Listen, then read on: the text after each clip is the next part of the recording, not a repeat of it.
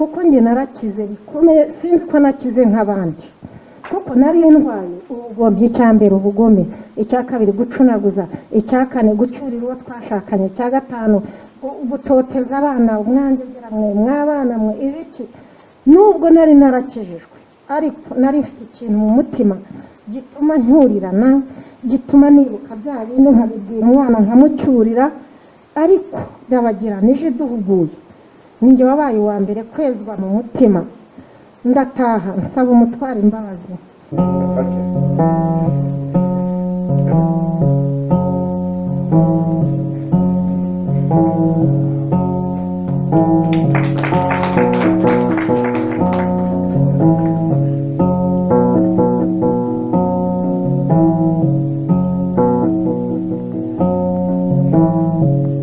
Umuntu wagize imbaraga muri media yitwa Nicodem nawe yangombye.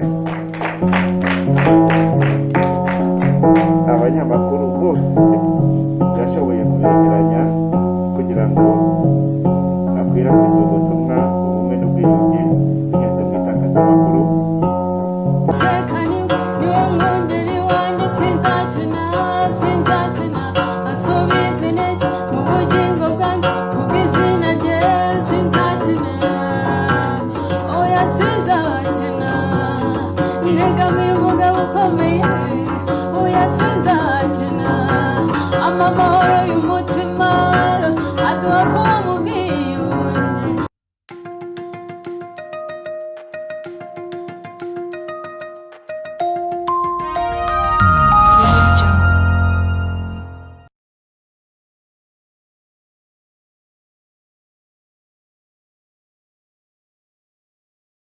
Reka tubasuhuze kandi tubaha ikaze inshuti bakunzi ba Iyobokamana TV. Ni kwa kundi mumenyere ko tugira gutya tukabakorera inkuru zitandukanye, tukababera mu bikorwa bitandukanye biba bigenda bikorwa n'amadini cyangwa amatorero hirya no hino, ndetse n'imiryango ya Gikristo cyangwa ishingiye nyine ku myemerere ya Gikristo. Ni muri ubwo buryo rero kuri uyu munsi Iyobokamana TV twanyarukiye mu muhango wari ufitwe na Ministeri y'Ivugabutumwa witwa Rabagirana Ministries. Ni ministeri izwiho kuba yaragize uruhare rukomeye cyane mu bumwe n'ubwiyunge bw'Abanyarwanda kubera ibikorwa byikora, yaba amahugurwa y'isana-mitima ndetse gufasha abatishoboye, cyane cyane ibyo byose byiganje mu bikorwa bagiye bakora nyuma ya jenoside yakorewe abatutsi mu mwaka w'igihumbi kimwe magana cyenda mirongo icyenda na kane. Kuri uyu munsi rero bari bafite ibikorwa bitandukanye birimo cyane cyane gushimira bamwe mu bagenerwabikorwa babo, cyane cyane abahawe amahugurwa atandukanye y'isana-mitima. Ni umuhango wumvikanyemo ubuhamya bw'abantu batandukanye bagizweho ingaruka nziza n'amahugurwa bagiye bahabwa n'uyu muryango wa Rabagirana Ministries, ndetse no mu bindi buryo bugiye butandukanye. Uyu muhango witabiriwe n'abantu batandukanye, harimo abakozi b'Imana, harimo abahanzi b'indirimbo zo kuramya no guhimbaza Imana, ndetse harimo n'abayobozi cyane cyane b'ubumwe n'ubwiyunge nyine birumvikana, harimo mu karere ka Kicukiro ndetse n'abandi benshi batandukanye nk'uko muri bugende mubibona muri iyi video Iyobokamana TV twabateguye.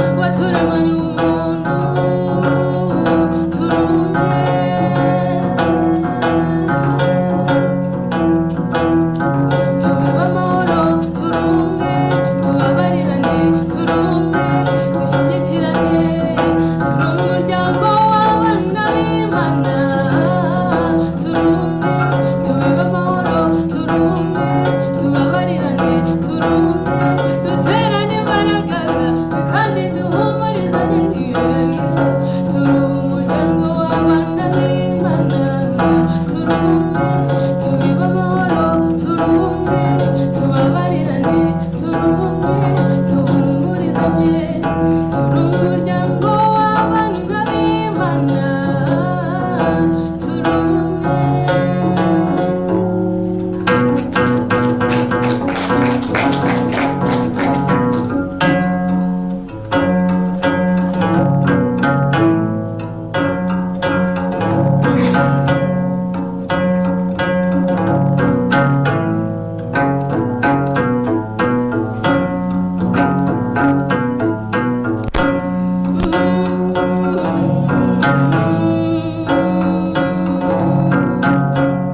Mukristo we komera uhumura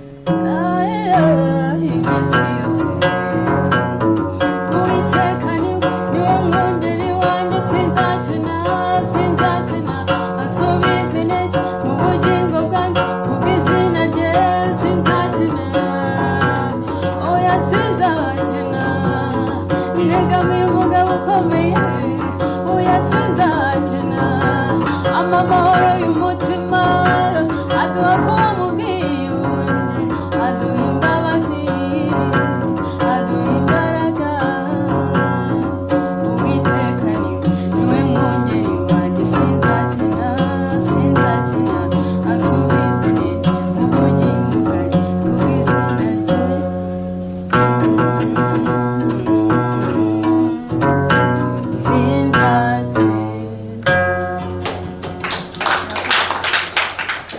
Murakoze cyane mushiki wacu mwari Esther, reka twongere tumushimire rwose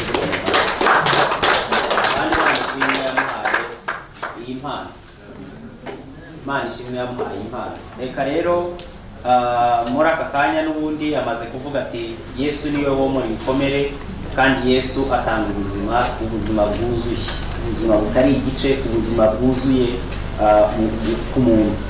Aka kanya nagira ngo twakire bamwe mu bantu baciye mu mahugurwa rabagirana dutanga isanamitima n'ubwiyunge, hanyuma bakagira bimwe bakora bakaba inspire, ni ukuvuga bakabishyira mu mpano zabo bibafasha gusakaza ubutumwa bw'isanamitima n'ubundi ku byiciro runaka bahagarariye.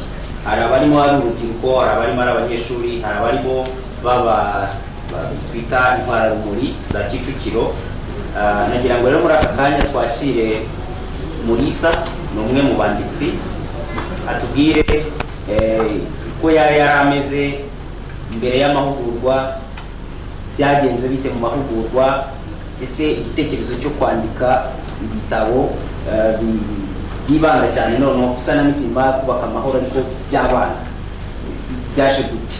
Nagira ngo muri aka kanya tumuhe iminota 5 atubwire icyo amahugurwa y'isanamitima yamumariye muri rusange, hagarariye abahanzi n'ubundi babanditsi b'ibitabo. Murakoze, karibu. Nk'uko yarabivuze, nabonye mesaje kubera bagira ko bifuza guhura n'abanditsi bakaduhumuriza byari byiza kuko ntabwo twigeze twandika ibitabo, nabwo twigeze twitekerezaho. Ubwo twahuye n'ubuyobozi bwa Rabagirana batubwira ko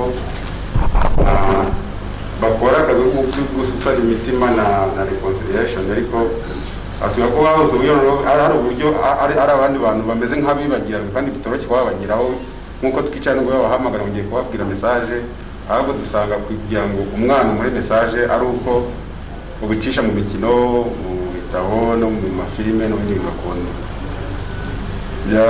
Byari inyigisho nziza cyane kuko hari ibintu twaboneye uba wumva bicaho ariko utataha agaciro, harimo nko ijambo guhagarara mu kiho, ni ijambo nabwo ryafashije cyane kuko muri karitsiye njyaho ntuye rimutwara sibo, ku buryo nibye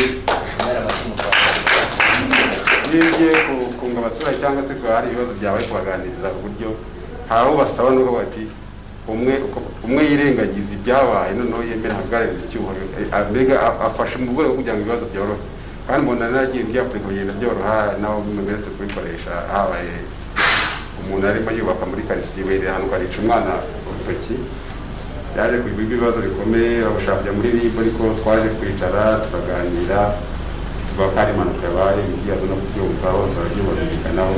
Ni ikintu cyashimishije abayobozi benshi ko byagomba kugera kure, umwana ko yacitse urugingo ari ikintu gikomeye ntabiza kurangira.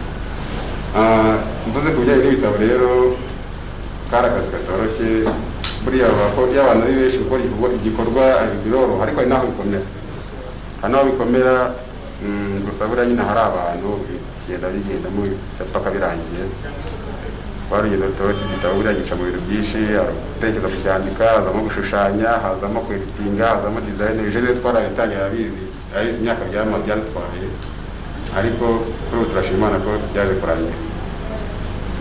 Ibitabo rero twanditse ibitabo bigera muri 7-8, kuri ubu ngubu ndumva bikaba byanarangiye. Ndabona Charles wenda azana tukaberekaho hano.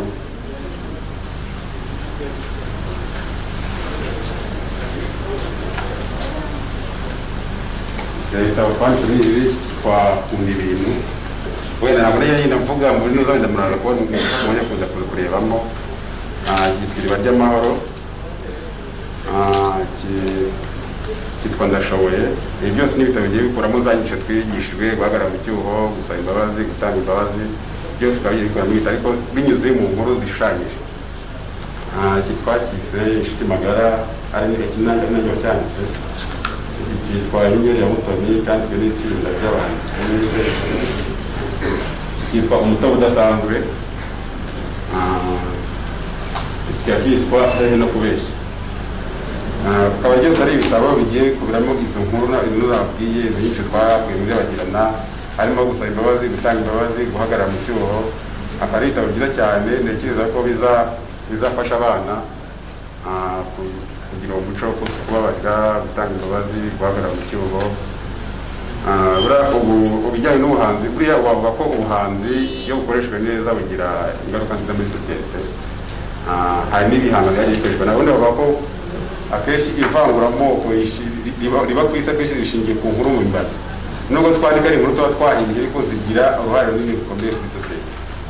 Nanone n'iki gihe hari ibintu byagiye bifatwa nk'ukuri kandi ari ibintu bahimbye ugasanga bigize ingaruka mbi cyangwa nziza ku bantu.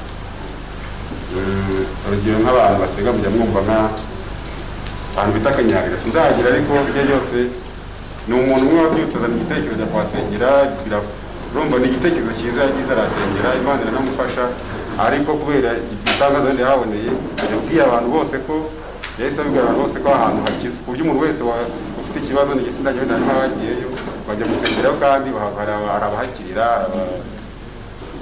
benshi bahakura bakumva ko ari byagenze. Ndashaka ko rero ko igitabo gikoreshejwe neza y'abantu batanze mesaje zihindura isi muri rusange. Ndagira ngo nshimire Bagirana ku bitekerezo bagize byo guhuza abanditsi, byiza cyane. Ibitabo nkabanyira ko bigiye kuzafasha uretse no gufasha wenda abana batuye Masaka yacu n'uzakomeza gufasha igihugu muri rusange.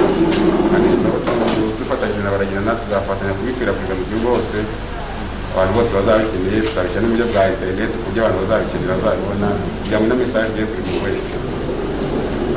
Ndashimira Bagirana bakiza kandi abanize ko duhari tuzakomeza kubafasha igihe cyose bazadukenerera nk'abanditsi, twifatanya gufatanya nabo ku cyashoboka cyose. Ndumva turahabaye kandi tuba tubashimira, murakoze. Nanone twakire umubyeyi wacu Cecile, ni umwe mu bantu nabo bagize umugisha wo guca muri aya mahugurwa ariko baremerewe cyane.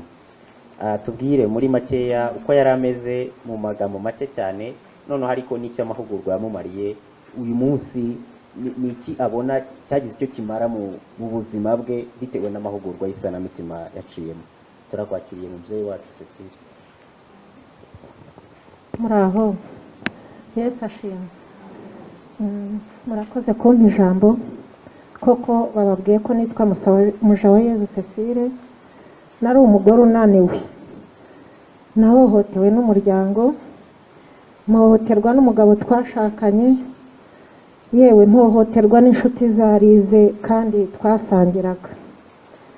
Ariko izo taye murazizi zabaye 94, ariko ngeze inaha i Kigali nahuye, bajya baca umugani ngo ishakira mu ruho ntibibaza amoko. Murumva aho nari mvuye, ngarutse ngaruka mu mujyi nzi Gikondo.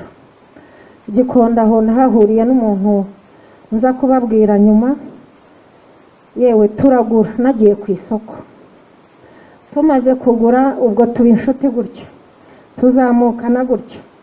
Ariko byageze aho maze kumva ubwoko afite, ndavuga ibi ntabwo bishoboka. Namubwiye nikomereze n'ubundi ntaho ritarema. Ndagenda ndiremesha ahandi, hashira iminsi mike aragaruka. Amaze kugaruka mba nakiriye agakiza ndakizwa, ariko we asigara muri bwa buzima, nanga gukomeza kubana nawe. Ibyo byarashize birangiye, yewe nawe nkurikira yatereka nkizwa ariko tubana, ariko icyo kintu nari narakimenye. Ariko nagize Imana, mpora narabagirana baduhugura icyambere kubabarira no kubabarirana. Icya kabiri byatumaga mpohotera wa mwana nabyaye muri 93, ari umusore, ubu nabwo aracyari umusore, burya nabyo ndababwira ibya nyuma ariko si birebire cyane ariko ni byiza.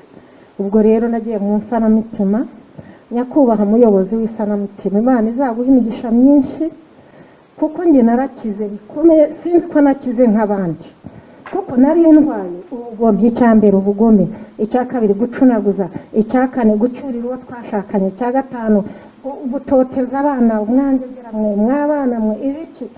Nubwo nari narakijijwe ariko nari mfite ikintu mu mutima gituma nturirana, gituma nibuka bya bindi nkabibwira umwana nkamucyurira, ariko ndabagira nije duhuguye, ninjye wabaye uwa mbere kwezwa mu mutima.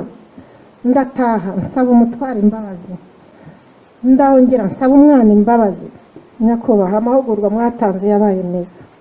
Ubu mbabwira, nimubona nambaye impeta ndi umukecuru ufite imyaka 50, umugabo dusezerana mu rusengero, dusezerana mu mategeko, nasabwe bukobwa ndakobwa.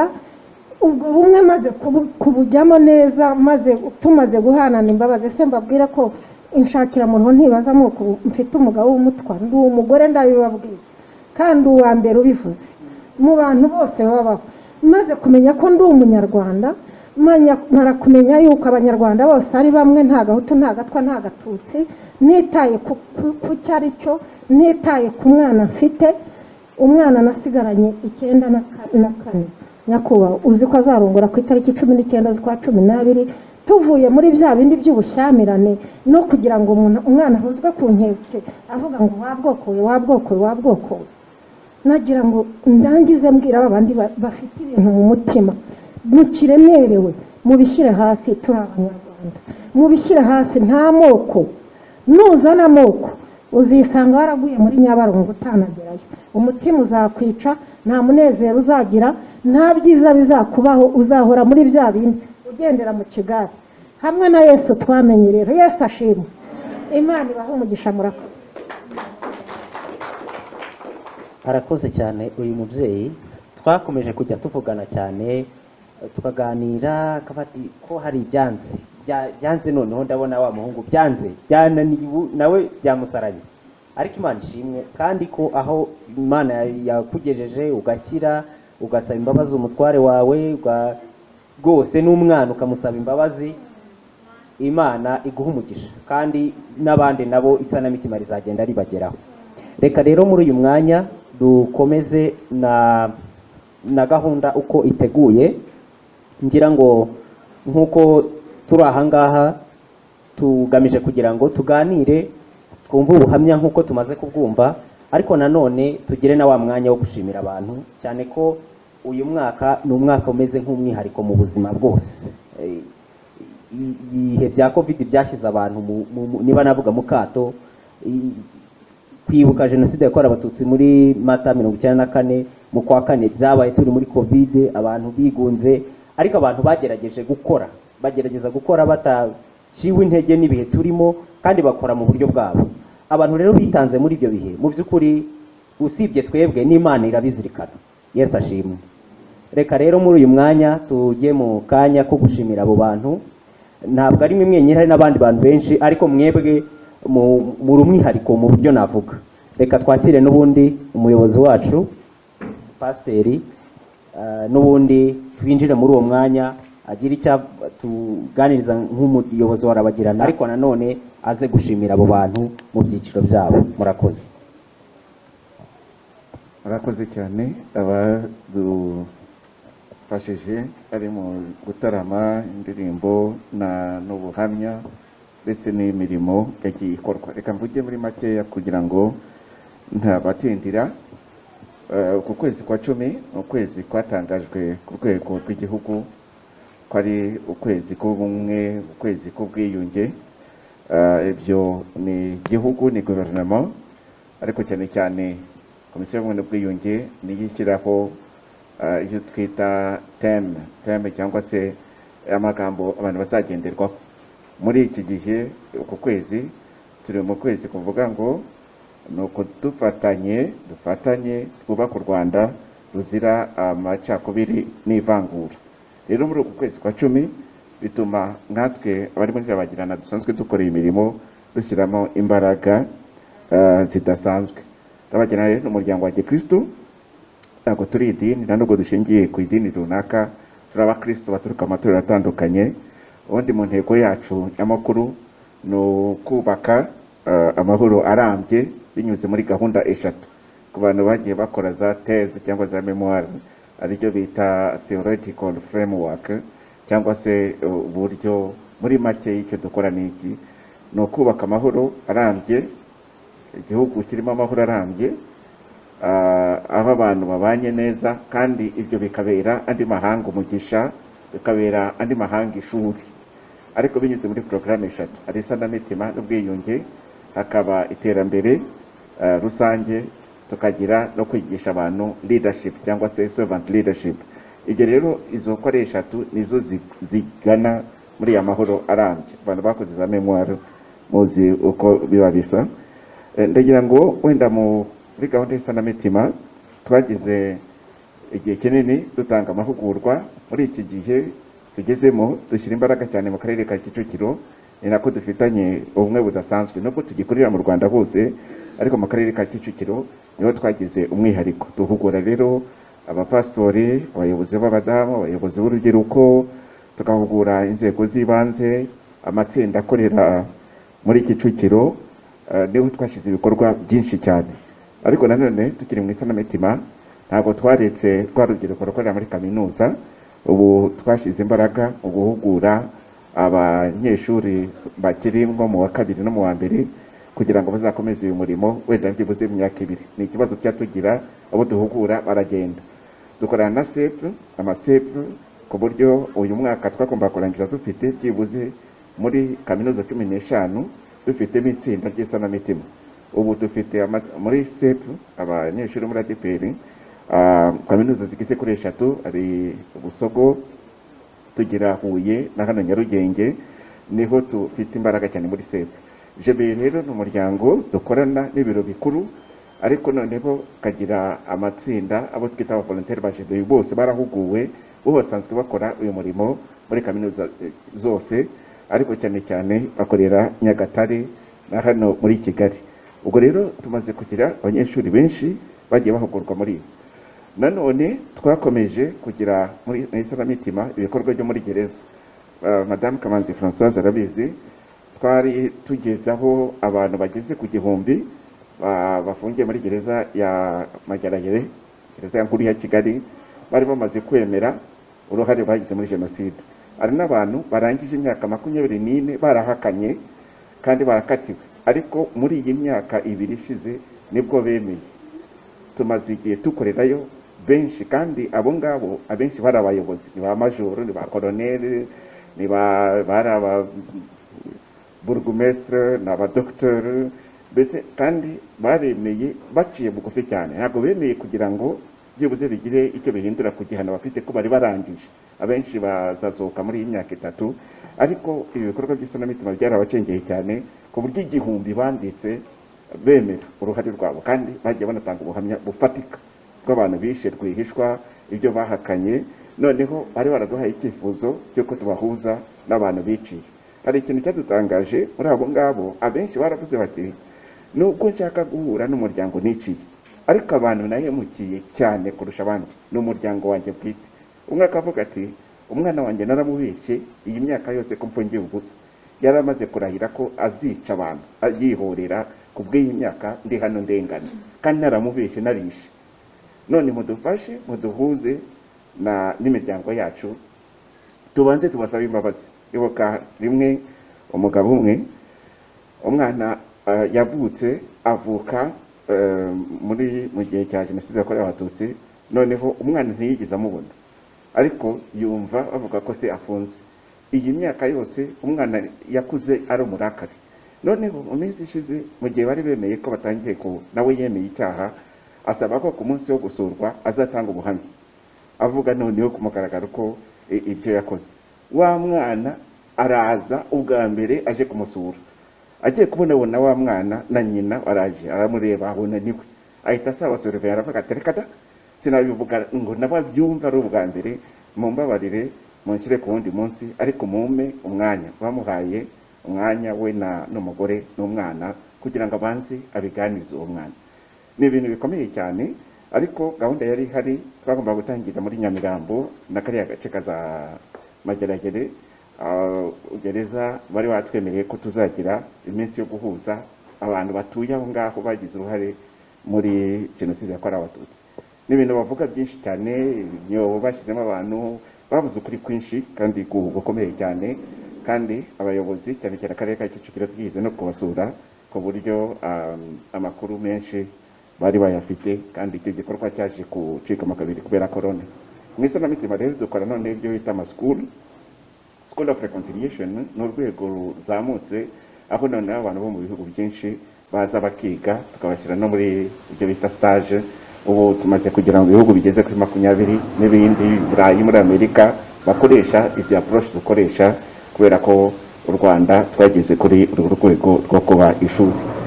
Ntabwo nza kuvuga rero ibyo dukora muri development, muri leadership, kuko byadutwara umwanya munini. Uku kwezi rero kwa 10 tugitangira inama, tumaze kurangiza inama ari na akarere ka Kicukiro, ari n'inama twarimo na komisiyo y'ubumwe n'ubwiyunge. Icyambere nuko twafashe ya theme tuyishyira ku mabanners bya bitambaro, tuyishyira ari ya Kicukiro ku isoko rya Kicukiro ndetse no muri Masaka aho dukorera, ku buryo abantu benshi byibuze bagenda bagasoma, dufatanye twubaka u Rwanda ruzira amacakubiri n'ivangura. Twatanze ibiganiro ku bayobozi b'amadini tubakangurira ko bashyira imbaraga muri ikintu cy'ubumwe n'ubwiyunge. Nubwo covid ihari, twakoze ibiganiro bigeze kuri 2, akaba n'ikiganiro cyihariye twakoze kuri Zoom n'abayobozi b'amatorero mu Rwanda hose, tuvuga kuri uruhare rwa covid ku mibanire y'abantu. Hari ikintu kimwe cyadutangaje, abantu baravuze bati, bamwe mu bapastori baravuze bati, hari igihe abantu bajyaga areba byibuze izuru ry'umuntu akaba yamenya icyo avugana nawe. None kubera ko benshi bahisha amazuru, noneho urwikekwe rwariyongereye, kuko ntabwo uzi noneho uri bubwire n'uri buri, noneho umuntu akabyiburira burundu, nta muntu uzavugana nawe. Ubwo rero byaradutangaje, ngo tudupfukamunwa, twapfutse umunwa dupfuka n'izuru, noneho izuru ryafashaga byibuze kumenya ngo uyu ndavugana nawe iki ndareka iki, none byose byahumiye ku mirari. Twakoze ikiganiro byiza cyane, tubona ingaruka za covid kuri mibanire y'Abanyarwanda. Twaba n'ikindi kiganiro nanone binyuze muri media n'urubyiruko, cyane cyane tuvuga ku gusenya ibidutanya, kandi nacyo cyagenze neza, abantu benshi barakitabiriye. Twakomeje gufatanya na Jabe na Sepu muri uku kwezi uburyo bw'ikoranabuhanga mu gukwirakwiza ubutumwa bw'isanamitima n'ubwiyunge. Abanyeshuri bagize hafi ku 1000 banyuze muri aya mahugurwa dukoresheje uburyo bwa online, kandi bikozwe na bagenzi babo abanyeshuri. Twagize gahunda yihariye ibyo twita ubufasha mu ngo zifitanye amakimbirane. Abantu benshi bari bazi ko ababyeyi muri lockdown n'umugore n'umwana n'umugabo bazishima bakajya birirwa baseka banezerewe, ariko byazanye amahane menshi. Ubwo rero mu murenge dutuyemo, ubuyobozi bwadusabye ko twinjira mu kibazo cy'ingo, ku buryo ari gahunda twari dufite yo gusura ingo zagize amakimbirane. Bamwe bari baratandukanye muri iyi corona, bamwe benda kwicana, umwe nyirenda kurya undi, ariko turashima Imana ko abavandimwe dukorana muri iyi gahunda ari ingo zigeze hafi kuri 50 zagiye zifashwa, ku buryo zimwe muri zo bari hafi gutandukana bongeye kubana. Couple imwe bari hano, turabashimira cyane mu mwanya wa bagenzi babo. N'abantu bagize ibibazo byinshi, buriya abantu babana bakwepana iyo akazi gahari, n'abagenda ngo ugiye gushaka akazi akagaruka rero muri lockdown rero byarabutse, noneho abantu bashyirwa hamwe umuriro uraka, kandi ibyo byabaye byinshi. Icyo gikorwa nacyo twagishyizemo imbaraga cyane muri iki gihe. Muri uku kwezi nanone twashyize imbaraga mu gutangiza cyangwa gushyira ku mugaragaro ibi bitabo. Twabyise gahunda ya Munyamahoro. Twaje kwisanga abakuru twarabafashije cyane, abanyeshuri muri za kaminuza, ariko abasegonderi n'abari muri primaire twagiye kubona tubona nta butumwa bafite bwihariye ushobora kubafasha gucika cyangwa se gutsinda aya macakubiri n'ibindi byose babibwamo n'abakuru. ikibazo dufite ni iki? Umwana, ababyeyi benshi muri aba batoya babaza baratubaza bati se umwana wamubwira iki? Ibi by'abanyarwanda babubwira ko tuva he tukajya he? Ese umwana yakojeje ngo ubwoko bwacu ni ubuhe, wamubwira ibihe? None se noneho tumaze kubura byose twaravuze tutereka dukore ibitabo abana bakunda amashusho ariko tutabaroza kujya kubwira abana ngo rwose habayeho abahutu abatutsi n'abatwa abandi kagira inkuru. Ubwo je nta bubuhe muri abo, urumva rero waba utangiye ikindi kibazo uzi kugiye gukemura. Imyaka ye ntabwo imwemerera kwinjiza amakuru menshi. Icyo twakoze rero muri ibyo bitabo twateguye ko cyane cyane abayobozi bari hano twabibaha mu nzego muhagarariye iyo seti yose y'ibitabo bigeze kuri 7 twayibaha, nubwo twashyizemo inkuru. Wenda urugero hari n'aho tujya tukavuga kuri ikintu cyo gutekereza abandi nabi. Iyo turi kumwe n'amakuru uzasanga abenshi bavuga bati twebwe twakoze batubwira ngo aba nabo bamera gutya, babyibuka ko natwe n'igihe twajyaga twigisha n'abakuru cyane cyane nk'urubyiruko nk'aba ba Dorcas ariko ugishaga none ukavuga uti kera abantu bavugaga ngo aba ngaba bamera gutya, none bakavuga ati ubwo bavuga ko bameze bate ngo bimbire none kuki ushaka kubimenya ngo yabivuge nabane nimbikubwira ndaba nkuruza niba utabizi ahubwo Imana ishimwe. Hari ababizi n'abatabizi, ndamenya gute ibyo uzi n'ibyo ni ikibazo rero tubyiburire. Utabizi nabiriki ahubwo bigenda ntuzanabishake. Ariko none abatoya ni ikibazo gikomeye. None kubukundisha abantu bose atarobanuye biragoye kumubwira ngo ntukajure umuntu kwizuru, bizatuma atangira kureba amazuru y'abantu. Ahubwo twakoze mwabonye igitabo kimwe cyitwa ngo n'umuto w'uryoshye.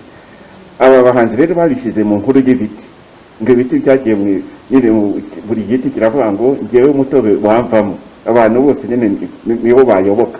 Undi ati nanjye noneho n'indimu nayo yibera iyo ngiyo kubera ko isharira. Ariko kuvanga ibyo rero uwo mutobe bazi kwishyira hamwe, bamaze kuwuvanga uraryoha. Umwana ubu yubamo ikintu cyo kwakira abandi bantu badasa no kubabonamo imbaraga, kubabonamo ibyiza, complementarité, kuko abanyarwanda tumeze nk'umubiri, igice kimwe gifasha ikindi. Ni ukumwigisha ko umuntu wese ubonye afite akamaro ke, afite agaciro ke, nawe n'ubusa uhari. Ariko binyuze muri bya bitekerezo bihambaye cyane by'abantu bamenyereye gukorana n'abana. Ibyo bitabo rero birahari, ubu tutangiye kubishyira hanze, ariko ku bantu bamwe bari hano ubu munsi nimubona nk'ubitahanye n'ubwa mbere bisohotse n'ibitabo byiza cyane. Nanjye ni mukuru nasoma ngafashwa, iyo bibaye umwana rero hari ibindi bindi. Nanone igikorwa kindi twarimo cyari igikorwa cyo gutangiza cyo twita ubumwe shop. Twari kumwe na Norbert uhagarariye komisiyo y'ubumwe n'ubwiyunge, twagomba kuba turi kumwe n'ushinzwe good governance muri Kicukiro, ari hano nawe yahageze ariko yari afite indi nama, bidusaba ko twamwihanganira. Noneho iyo shop iba Kicukiro, hariya kuri Kicukiro centre. Twashyize iduka ryatangiye gukora, iduka ryiza cyane ririmo ibihangano, ariko hafi ya byose byagiye bikorwa n'abantu bagiye abakize ibikomere, ababana mu matsinda y'abahemukiwe n'abahemutse, n'abandi bashaka gutambutsa ubutumwa bw'isanamitima. Kuko igihe twahuguraga abantu bagasigara biyunze, bagatangira gushyira amafaranga hamwe, bagafashanya, bakagira amatsinda. Ariko noneho turashaka batangira gukora bakabura aho bashyira ibintu byabo. Rero twavuze ko twajya tubibarangurira, tukabishyira hariya bikagurishwa, kandi amafaranga avuyemo agasubizwa nanone muri community mu gufasha muri ibi bikorwa by'isanamitima n'ubwiyunge. Hari abagira ibitekerezo nk'ubu mwumvise Sylvie, wenda nuko yagerageje, ariko n'abandi batubwira bati ubutumwa mwaduhaye ndashaka ubutambutsa ariko binyuze kuri online, ariko nta mafaranga ya internet mfite. Ibyo rero twagiye dufasha, ariko noneho n'abakora ibikorwa bifatika binini nk'indirimbo zindi, bavuga ati nanjye wampa 300,000 ngasohora izi ndirimbo z'ubwiyunge.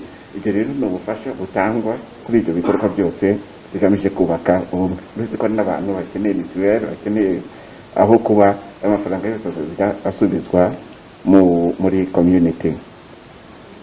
Ubwo rero ibikorwa n'ibyo twari dufite, kandi turashima Imana no muri corona ko tutahagaze, ahubwo twakoresheje uburyo bwose kugira ngo dukomeze tujye imbere. Mu gihe kizaza rero tuzakomeza gukorera muri Kicukiro cyane, ariko cyane cyane mu murenge wa Masaka, ari ahantu hamwe dusheshe hari umudugudu dushaka gushyiramo imbaraga zihariye. uwo mudugudu urimo abademo birukanwe Tanzania, harimo abarokotse jenoside bubakiwe, akabamo abo uyu mubyeyi yavuze Cecile sinzi ukuntu babita kereka muri NURC numva ko bavuga ko ari abasangwa butaka, abandi bakavuga ko ari abasigaje inyuma n'amateka, sinzi n'izina ryabo, nabo barimo.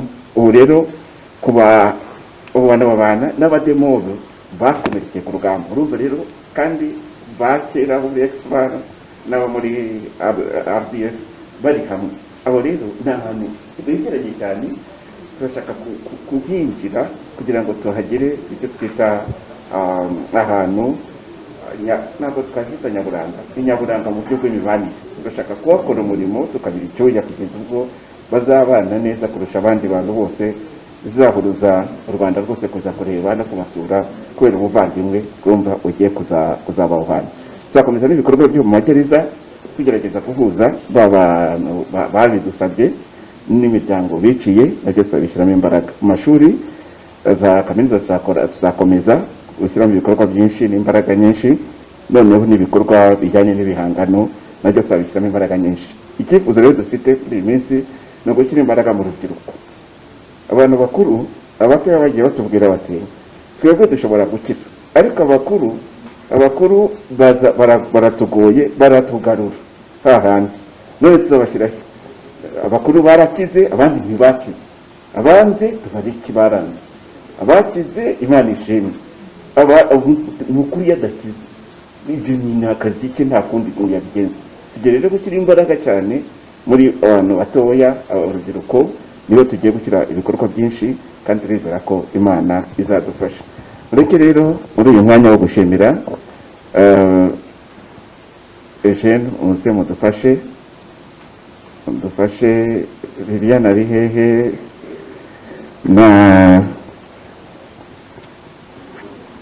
na Charles, mwaza mukadufasha tukakira aba bavandimwe.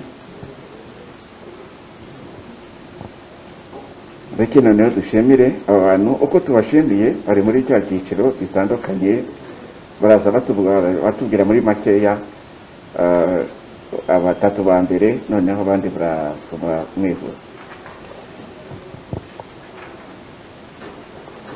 twatangiye muzane batatu ba mbere, bavuze ko tuzabaha ibikombe. uburyo bigenda ni uku, turaza kubaha ibikombe abo batatu ba mbere, abandi baraza kubona, kandi bose noneho baraza kubona ibahasha. muri iyo bahasha harimo ibitabo dukoresha mu isanamitima, na twa dutabo utu dutoya twiza dusohotse ari ubwa mbere, nabyo tuzabibaha, nako turabibaha muri iyi bahasha. ariko harimo n'agashimwe ku bantu bakoze, kuko iyo umuntu akora aritanga cyane. sinzi niba umuntu yabyita agafanta, niba ari amazi yo kunywa, niba ari sinzi, nako karimo abantu baza kugahabwa. ariko ko abantu bose twabaringanije kuri icyo ngicyo cy'ako gafanta kari muri iyo bahasha, ari muri iyo bahasha nini. ubwo rero ni amafaranga mu buryo butajimije cyane, byose biri muri envelope, ku buryo abavandimwe bacu baza kugira icyo bayakoresha, amafaranga akora byinshi. rero uwa mbere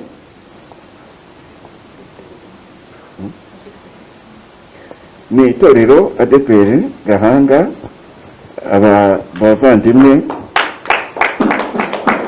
tumaze igihe kinini dukorana n'amatsinda yaho, ntabwo bigeze bagoheka. n'ejo bundi bakoze igikorwa kimwe, begeranya abafunguwe bagarutse babebera muri kominote, kandi bazana n'abarokotse, abo ngabo bagiriye nabi. ejo bundi icyo gikorwa baragikoze, ariko buri gihe cyose bagiye bashishikara bakora. ikintu kintangaje ni uko ari abantu muri ADEPR, abantu benshi bazi ko ADEPR ikunda kwifungirana, ari abantu badakunda abandi. nanjye njyewe niyo mpamvu ari kubivuga uyu mushumba, ariko nyumva akaza kundikotinga. ariko bagize imbaraga muri community, ntabwo ari ibikorwa by'idini ni ibikorwa muri community babigizemo imbaraga zikomeye cyane ari uyu mwaka n'umwaka ushize bagira ngo tubashimire hari certificate igikombe cyo turaza twakira Norbert turaza kukibagezaho nimwakire rero mwarakoze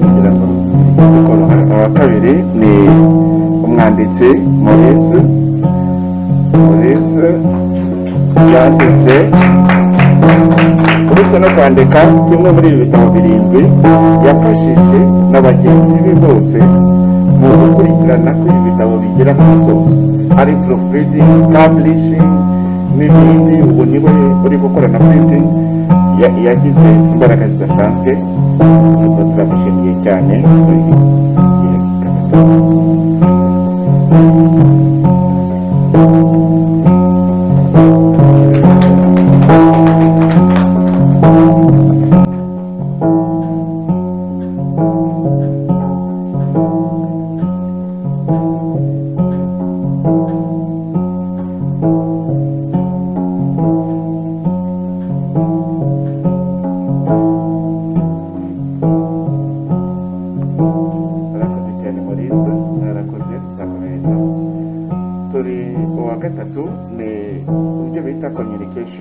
urabizi ko muri iki gihe ibintu byinshi twakoze twabikoranye n'itangazamakuru dukorera mu ikoranabuhanga ubu rero umuntu wagize imbaraga muri media yitwa Nicodem nawe yangombye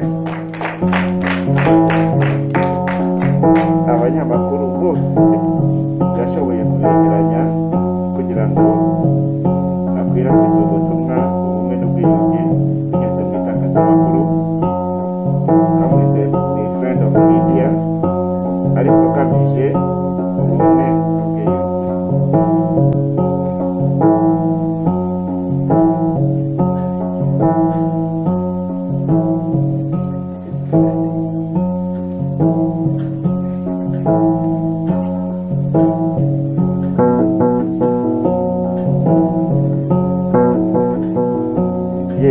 murakoze cyane abasigaye ibikombe wenda ntabwo babibonye ariko si ukuvuga ko bakoze bikeya nabo twarabashyiriyemo ryashimwe n'ibindi bagenewe hari couple bari hano hari Nitugirimana Eunice n'umutware we bagira ngo baze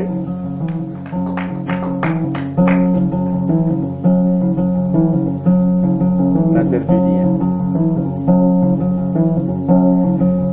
abangaba ni muri zango Servilia na Eunice ni muri zango twasuye twasanze umwe yasa n'ugiye guca undi ageze hirya nyirari kurenga irembo ariko uretse no kwiyunga buriya abagabo benshi n'abagore bajya babukana gatoya bakagaruka ariko aba bari muri bari bagiye ubona ko uru rugo rwasambutse cyarangiye ariko barumvise barakira tubasura kenshi baza guhinduka inshuti buriya ntabwo bemerewe kuvuga icyabateranije ariko bari bafite ibibazo bikomeye ariko kubera ko turi muri iyi gahunda urumva na kandi nyine k'abanyarwanda karimo kaba ubutunatutsi ariko hakazamo n'ibibazo by'urugo ntabwo byonyine bishobora kubunganisha abantu ibibazo bisanzwe by'urugo byabigeze kure ariko uretse no kumva bariyunze ariko baranakundana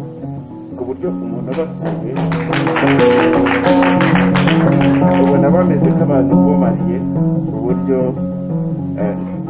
ni ibyiringiro by'izi ngo zisenyuka ntabwo ari ngombwa, birashoboka ko abantu bakongera bakiga kandi bakabana neza.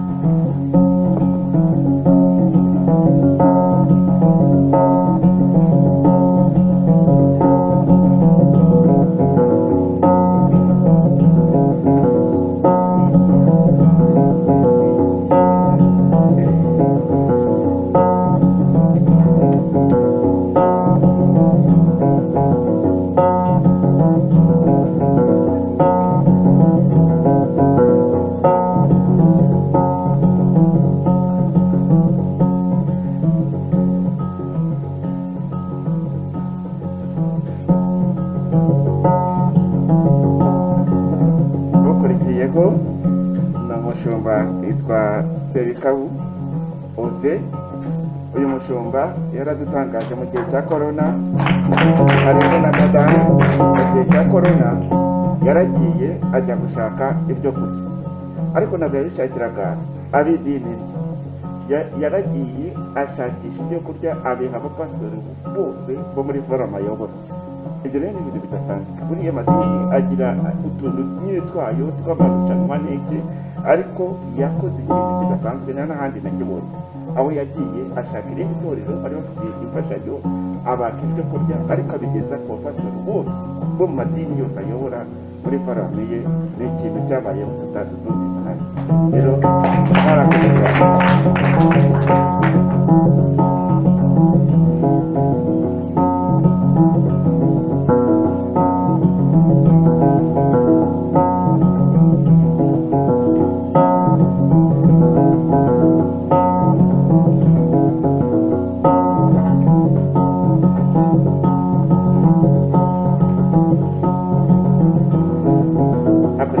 Umutesi Sylvie, ndumva nta muvugaho byinshi, urabona ko ari mutoya, ariko mu bo bahuguranywe ari muri bamwe bahagurutse nta kintu tuvuze, aragenda avugana n'umushumba we kuri Restoration y'Igikondo, atangira ibikorwa ku buryo yahuguye itorero ryose, arangije arakomeza nk'uko yabibabwiye, aho akora mu nshuti ze akwirakwiza ubutumwa gufasha abantu kugira no kwiyunga mu buryo budasanzwe. Nawe ndashimye cyane.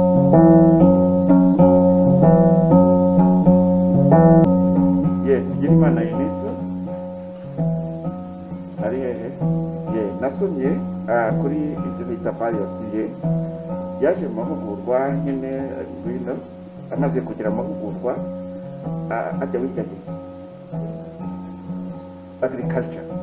Noneho amaze kuba mu mahugurwa ahita atahura ko abantu bakomeretse cyane kandi ko bakeneye ubutabazi bwihuse, bituma areka na agriculture ajya muri psychology, clinical psychology, kuko yashaka kuba umuvuzi. Kandi kugeza ubu ngubu ni umuntu Imana iri gukoresha ahantu henshi cyane kugira ngo akwirakwize ubutumwa, ariko cyane cyane mu banyeshuri, mu rubyiruko bagenzi be, uzaba umuganga mwiza.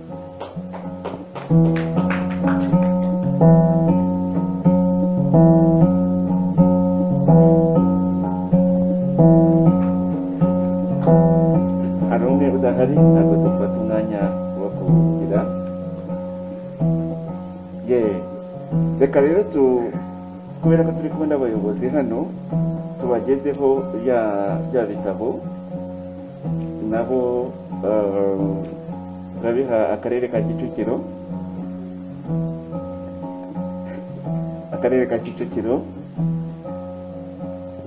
harimo kiriya gitabo cy'isanamitima cya mbere cy'ibanze dukoresha, hakabamo noneho na bya bitabo bishyashya byose byasohotse ubu iby'akarere ka Kicukiro.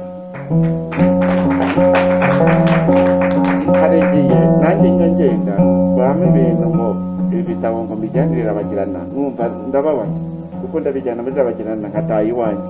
Ubwo rero mugomba kumushakira n'ibye, kuko ntabwo yajya kwitanga mu karere ka Kicukiro ngo atahiraho. Ntabwo intumwa rero ntabwo ari uko bigenda. Rero turakirana na Norbert, ibi nibyo duhaye NURC, ariko murakora uko mushoboye nawe ibye biboneke byanze bikunze, kugira ngo agende avuga ati ngibi watahira. Murakoze cyane, asubira ku myanya yanyu. ndumva umwanya nari mfite ari uwo. Imana ibahe umugisha. Murakoze cyane. Amazina nitwa Aaron Mushyikirwa, nk'uko bivuze nshinzwe ishami ry'imiyoborere myiza mu karere ka Kicukiro. Maze mbisegureho ko twagomba gutangira na saa 4 santere, ariko nari mu nama ku mujyi. Ubu nibwo yari ikirangira, ndavuga ni se ngenze gute, kandi umuyobozi yari yambwiye ati ni wowe uri buze kuduhagarara. Ndabaza se ko ndi mu nama ku mujyi, ntangira gutekereza ese mfate undi mukozi muri good governance mubwire aze, ariko ntabwo ari byo umuyobozi yari yambwiye. Ndavuga nanone nimbikora umukozi aragenda kubera ko namwohereje, ariko se nibaza kumbaza naza kuvuga ko nanjye nohereje. Nkomeza kuvugana na bagenzi banjye dukata twavuganye, ndamubwira rero ndacyari mu nama no ku mujyi, ariko ndaza mu by'ukuri ubu ngubu inama yasoje. Ndababwira rero nta munota n'umwe ntakazi, kubera ko namaze gucererwa birenze. Murakoze cyane kuba rero mubasanze muri iki gikorwa. Icyo nabaza kwibukiranya ni uko dufite amaboko tudakoresha. Iyo twayakoresheje dushobora kugera ahantu hose. Ubwo yaduhaye urugero, amaze kubitubwira, ndavuga ariko uzi ko hari ibintu yavuze mbere na nawe ibyo yashatse kuvuga, ariko nongera kubisobanukirwa. Akimara kubivuga ndavuga n'ubundi turi mu kwezi ko kuzirikana ubumwe n'ubwiyunge. Ngiye guhita ntanga mesaje mu mirenge yose. Dufite imidugudu 327.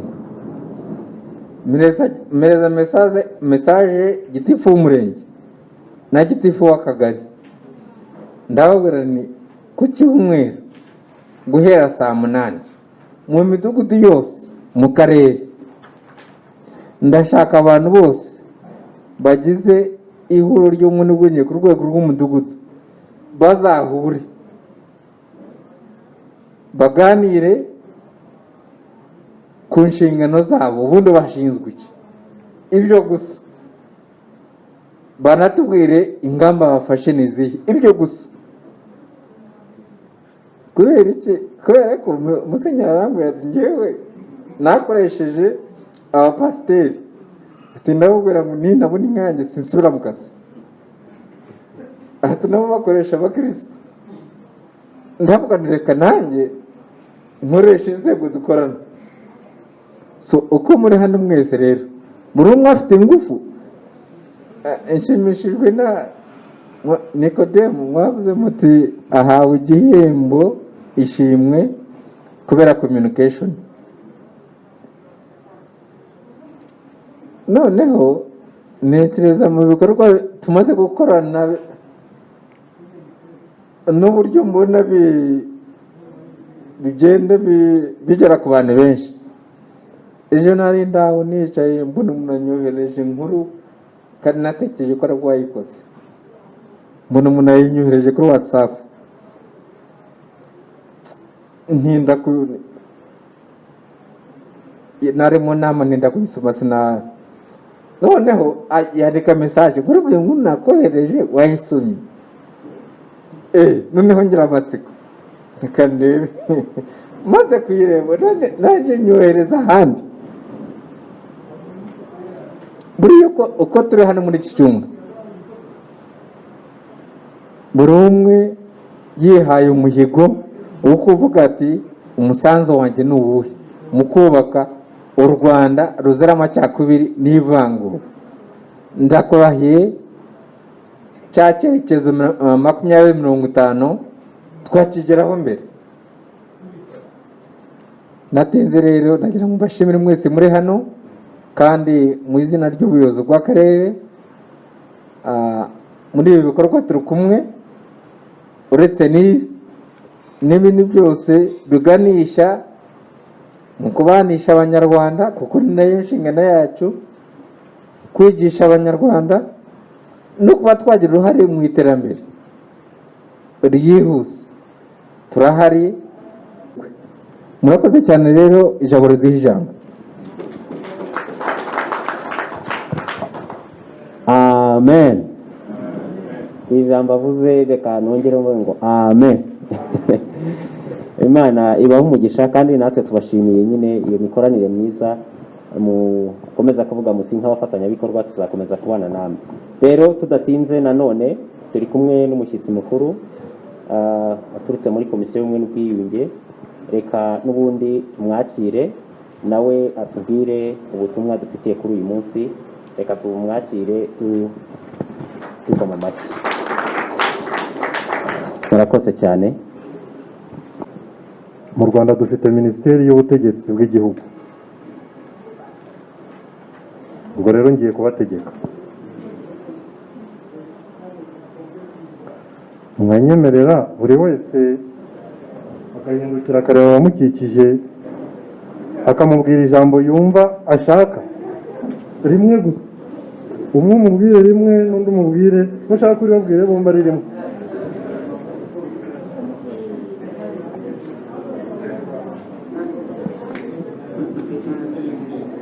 Mwongere mwiyicarire.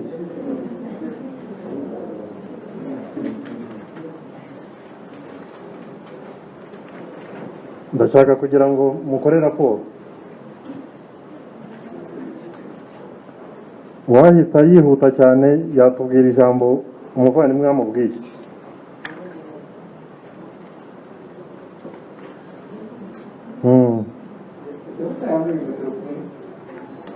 Harakubwiye ngo turi kumwe. Undi bamubwiye ngo iki?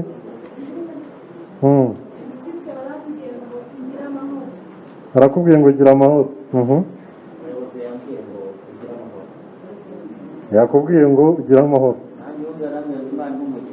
Imana iguhe umugisha. Imbaraga z'ijambo, ibyo bababwiye bibagirirwe.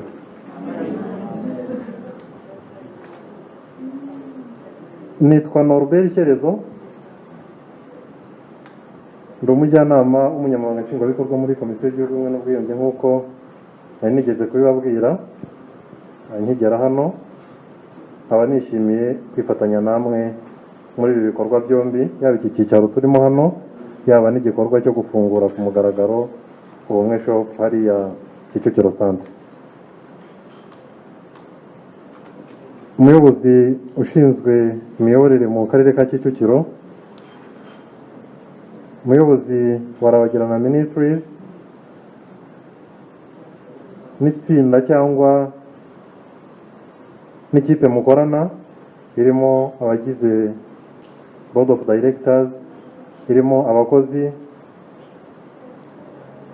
abapasiteri muri hano n'abatari hano mufatanya muri ibi bikorwa, abagize umurunga w'abafatanyabikorwa mu bikorwa by'ubumwe n'ubwiyunge, ibikorwa byimakaza amahoro, ibikorwa biteza imbere abanyarwanda mwatekereje gufasha ku ikubitiro. Mwese ndabasuhuje kandi ndabifuriza amahoro.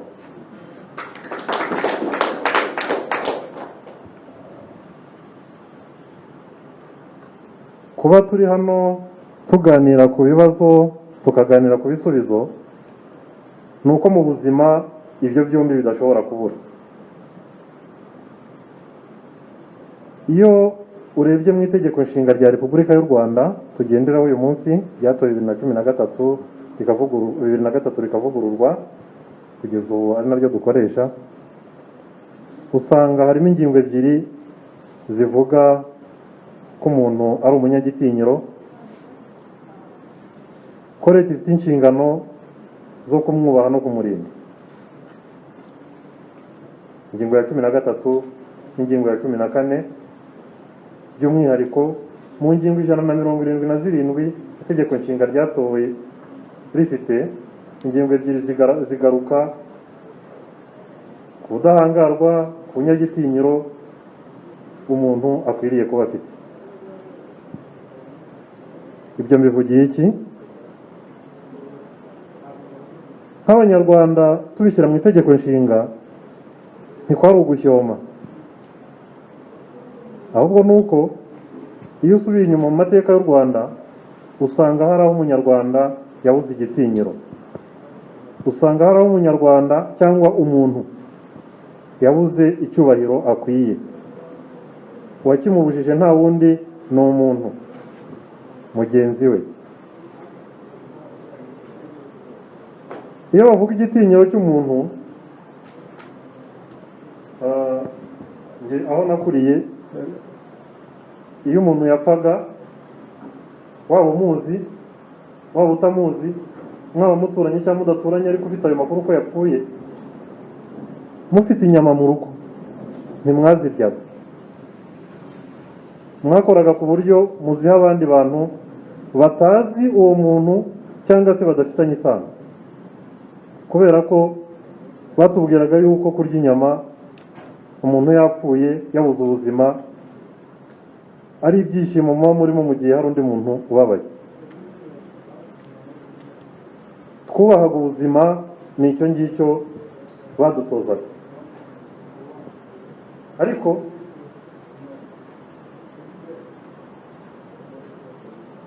umuntu abiba imbuto ze, umwanzi nawe akabibamo ibizangiza. Umuryango nyarwanda wagize ibyawuhungabanyije byinshi cyane. Amateka buri wese azi uruhare rwayo mu gutanya abanyarwanda kugeza kuri jenoside yakorewe abatutsi.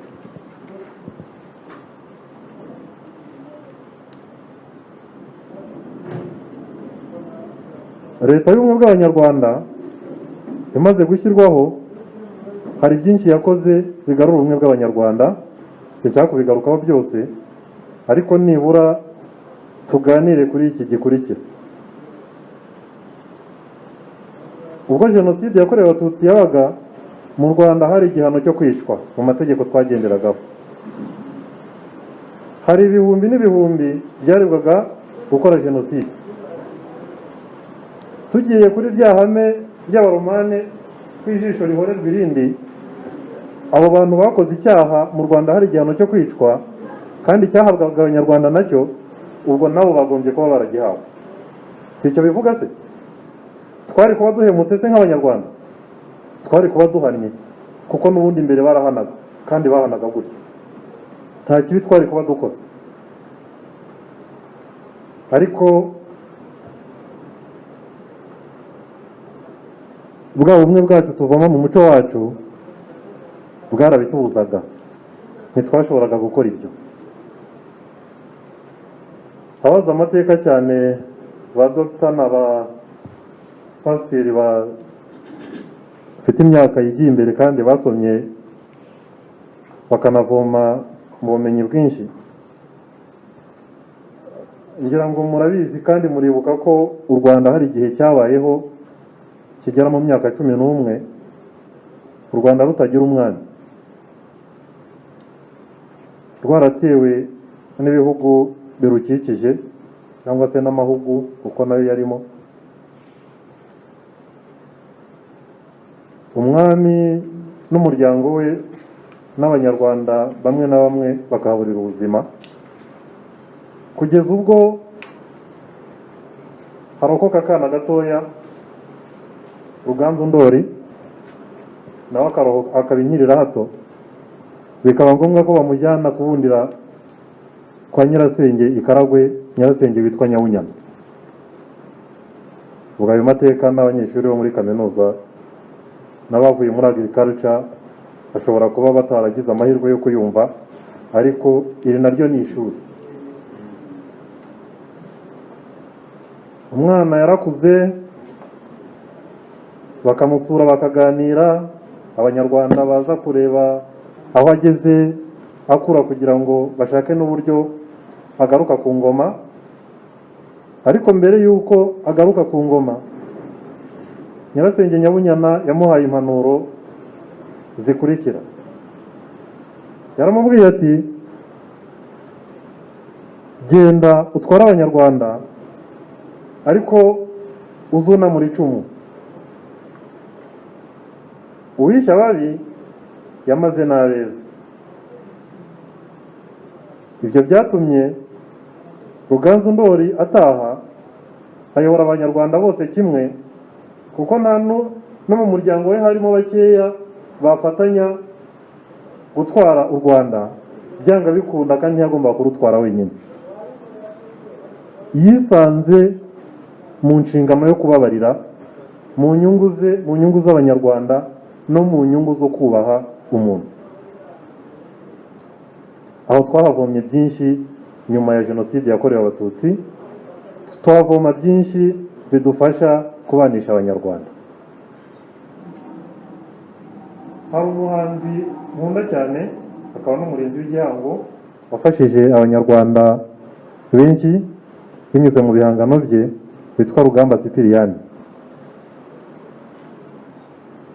Mu ndirimbo ye yitwa Intambwe y'Intore hari ahantu agera akavuga ngo nimwirabukamo ikigoryi ntimuzihutire kwica ngo murohe mu rwobo, uwarimo uyu munsi ejo aba mwiza kuruta abandi, kandi kubaho ni ukugorora, kandi kubaho ni ukubana. Iyo ndirimbo azagira uyitega amatwi azumva izindi mpanuro zirenze. Nicyo numvise cyamfashije, ariko ashobora kumvamo n'ibindi. Ushobora kuba ubona umuntu uyu munsi ubuzima bwamugoye, akagaragara nabi muri sosiyete cyangwa mu muryango arimo, agakora ibidakorwa, agakora ndengakamere, ariko bitewe n'uburyo mubaniye ejo nawe akakwereka ububi bwawe, bushobora no kuba bwaratumye nawe cyangwa bwatuma nawe ejo hari ibyo ugwamo bitari bikwiriye, akakubera ishuri rirenze amashuri yose wize. Ntekereza ko abari hano batanze imbabazi cyangwa bazisabwe, ibyo ndi kuvuga babizi cyane kundusha. Ibyo si abanyarwanda twabihanze, si igihangano cyacu, ahubwo nuko twabyimakaje mu muco wacu. Nubwo Rabagirana Ministries atari umuryango ushingiye ku kwemera runaka, ariko twemera neza yuko imiryango ishingiye ku myemerere igira uruhare runini mu kubaka ubumwe bw'abayoboke, bw'abemera, bw'abakristo, buri wese uko yavuga. Munyemerere nifashishe gatoya, hari inyigisho bakunda kutwigisha muri Bibiliya, bagaruka ku nyigisho Yesu yabwiraga abigishwa be ati kubuza ibigusha abantu mu byaha ntibishoboka, ariko hagowe umuntu bizaturukaho. Hagowe nde? Ikiruta kuri we ni uko bamuhambira urusyo mu ijosi bakamuroha mu nyanja hataragira uwo agusha muri aba batoya.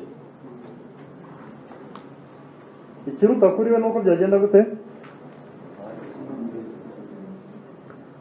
Murumva igihano cyateganywaga ku muntu ugusha undi mu moshya, ku muntu uhungabanya bwa budahangarwa bw'umuntu, cya gitinyiro cy'umuntu ukagihangara ukamugusha mu bibazo bituma arara adasinziriye agahungabana. Yakomeje ababwira ati murabyitondere. Abayimanura ati umuvandimwe wawe nagucumuraho ubimuhana ukomeje, maze niyicuza umubabarire.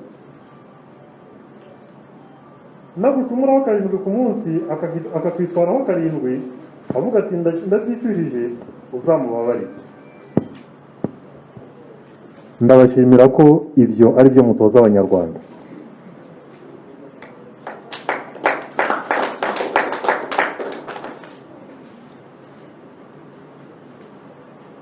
Iyo leta y'ubumwe bw'abanyarwanda itareba kure, ngarutse kuri cya gihano navugaga, ngira ngo murabyibuka ko nyuma gato ya jenoside hari abahanishijwe igihano cyo kwicwa. Kuri stade Nyamirambo atangaza agatangwa ati igihe iki n'iki hazashyirwa mu bikorwa icyemezo cy'urukiko nk'uko cyategetswe ko kanaka agomba kwicwa. Abari hafi bagahurura bakajya kureba ku cya Semakamba byarabaye, ariko noneho ubuyobozi bwacu butari ko umunyarwanda yarahungabanye, none turimo turakomeza kugabanya cya gitinyiro cy'umunyarwanda cy'umuntu, aho umuntu bamushyira aha ngaha bakamwambika ikirango aho isasu rigomba kunyura, abanyarwanda bashungeye. Harya ubwo turacyakomeza kurema umuntu mu munyarwanda? Ni ubuhe buryo dushobora kwifashisha kugira ngo wa muntu utazakomeza kubaha umunyarwanda bitewe n'uko ari kubona turi kumugaragura hariya, nawe yongere arema agatima yumve neza yuko tugomba kugenda turi abanyarwanda buje ubumuntu muri bo n'igitinyiro baremaga. Mu biganiro byabayeho bikemura icyo kibazo, nk'uko nakomeje kubigarukaho, habayemo no kureba uburyo abantu bahanwa ariko igihano cyo kwicwa kikavamo kubera ko cyambura umuntu igitinyiro.